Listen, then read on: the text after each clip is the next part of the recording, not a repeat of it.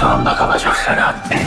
Kıydığın canların hesabını tez elden vereceksin. Ateşle oynuyorsunuz Kudüs. Bugün infaz edileceksin.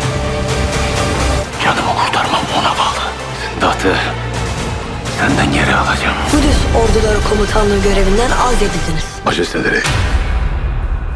Etiyle, kemiğiyle ateşe bürünmüş biri.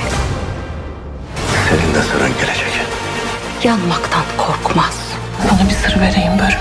Kılıcın boynuma inecekse Bu başarısızlık cezalandırılmadı. Kudüs önündeki tek engel Kral Baldwin ise ondan da kurtulacaksınız. Düğünümüzün geciktiği her an majestelerinin hayatı tehlikeye giriyor. evvela buranda öldüreceksin beni. अस्सलाम वालेकुम वरहमतुल्लाहि वबरकातुहू। तो guys क्या बेहतरीन episode थी, यानी कि इतना एक्सपेक्ट नहीं किया था कि इस एपिसोड में इतना कुछ हो जाएगा। गुमिश्तिकिन को भी जाल में फंसा लिया और गुमिश्तिकिन के सारे राज भी फाश कर दिए। यहाँ तक कि सलाउद्दीन ने अपनी शहादत का भी ऐलान कर दिया कि मेरी शहादत का ऐलान कर दिया जाए। तो तभी तो गुमिश्तिकिन जाल में फंस चुके और गोकबरो भी सीधी राह पर आ चुका है, जो कि सलाउद्दीन का एक वफादार सिपाही बन चुका है।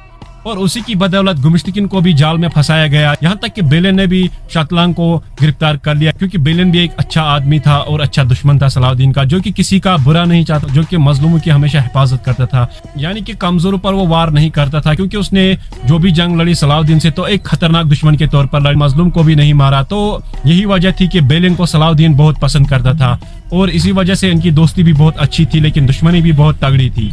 तो जैसे कि सलाउद्दीन ने गुमिश्तिकिन को एक जाल में फंसा लिया और शाम में अपनी हुकूमत कायम कर दी, जहां पर सलाउद्दीन का एक बहुत ही बड़ा ग्रैंड वेलकम किया गया। वहीं पर ऑन द स्पॉट उसको सुल्तान मुकर्रर किया गया, शाम का भी। यानी कि अब शाम और मिस्र दोनों जगहों पर सलाउद्दीन की हुकूमत है और अब वो दोनों जगहों का सुल्तान बन चुका है। तो ऐसा नहीं हो जाएगा कि अब इस्मत खातून की एंट्री दिखाई जाएगी, मुझे नहीं लगता।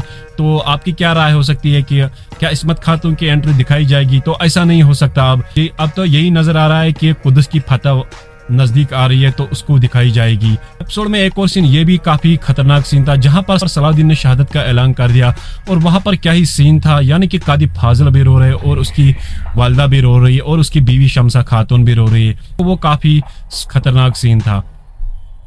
और अब हम बात करते हैं ट्रेलर की। ट्रेलर में हमने देखा कि जहां पर सलाउद्दीन ने गुमिश्तिकिन को गिरफ्तार कर लिया और गुमिश्तिकिन की सजाए मौत का भी ऐलान कर दिया गया, लेकिन ऐसा नहीं होगा। आपने ट्रेलर में एक और सीन ये भी देखा होगा, जहां पर गुमिश्तिकिन का सिपाही गुमिश्तिकिन के पास पहुंचता है, तो गुमिश्तिकिन उससे कहता है कि मेरा जिंदा रहना सबसे बेहतर है। तो वहां से गुमिश्तिकिन को भगा के ले जाएंगे, क्योंकि ऐसा कई बार भी दिखाया गया है। गुमिश्तिकिन वहां से भाग जाएगा और एक बार फिर से सलाउद्दीन की दुश्मनी गुमिश्तिकिन के साथ बढ़ जाएगी। अभी तो एक राज जाहिर होना बाकी है कि गुमिश्तिकिन मुसलमान नहीं है। जैसे ही वो राज जाहिर होगा, तब तो गुमिश्तिकिन को जो भी देखेगा वो भी उसको कत्ल करना चाहेगा।